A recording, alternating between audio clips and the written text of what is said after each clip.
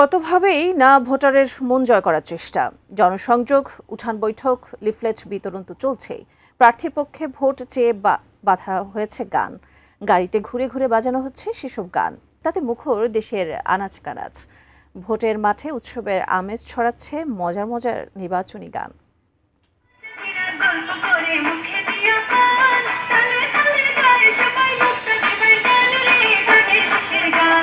ভোটের সময় যতই এগিয়ে আসছে ততই সুর আর ছন্দের দখল বাড়ছে সিলেটে।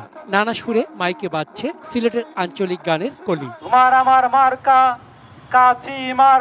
সিলেটের সবকটি সংসদীয় আসনই এমন জমজমাট প্রচার প্রচারণায় মুখর। সকাল থেকে সন্ধ্যা প্রায় সকল প্রার্থীর পক্ষে গানে গানে চলছে প্রচার। পরিচিত সুরে এবং সহজ কথায় প্রার্থীর পরিচয়, প্রতিশ্রুতি আর ভোট প্রার্থনা সব মিলিয়ে আমোদিত মানুষ। আমরা সিলেটের মনে করি লোকা দামাইল গান, যেমন সিলেটের লোকাল গান, মুক্তাদির ভাইয়ের কিছু গান আছে, এগুলা মানে জনগণে খুব সুন্দর করে শুনে।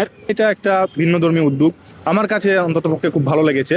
গানের শিল্পী ও আয়োজকদের ভাষ্য, সাধারণ ভোটারদের অনেকেই ভারী ভারী রাজনৈতিক ভাষণে মন দেন না, তবে গান ও সুরে বার্তা এলে মনোযোগ যায় আপনাতেই। আমি বুঝি নির্মাণের শিল্প, সালাম স্টিল বোঝে ডিউরেবিলিটি। সালাম স্টিল, মোস্ট ডিউরেবল স্টিল। তানা শেষের এই প্রতীক শহীদ দিয়ার সৈনিক, খন্দকার মুক্তাদির ভাই নিয়া আবার আইলো রে।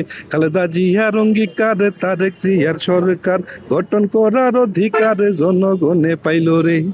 ভোটার ভাই কোনো চিন্তা নাই, তারেক জিয়ার ধানের শীষ উঠে যাবে ভাই।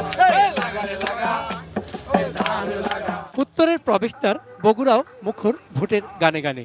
স্বরচিত গানে নিজেই সুর দিয়ে গেয়ে গোটা জেলায় ধানের শীষের পক্ষে প্রচার চালিয়ে যাচ্ছেন কণ্ঠশিল্পী জুয়েল মাহমুদ। জানালেন, বগুড়া ইয়ত কয়ারের জনপ্রিয় গান ও আঞ্চলিক গানের সুর নির্ভর করে ভোটের গানগুলো বেঁধেছেন তিনি।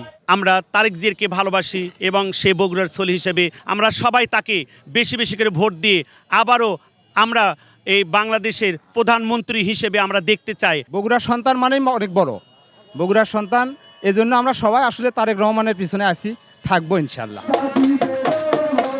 নীলফামারীর হাটবাজার ও অলিগলিতে নির্বাচনী গান, কেউ অটোরিকশায় ঘুরে ঘুরে, কেউ কেউ দল বেঁধে ঢোল খঞ্জনি বাজিয়ে গাইছেন প্রার্থীর প্রশংসাসূচক গান, চাইছেন ভোট, যা আনন্দ দিচ্ছে সাধারণ মানুষদের।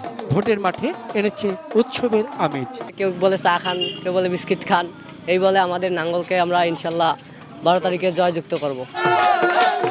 চন্দন পাল, ডেস্ক রিপোর্ট, এটিএন নিউজ।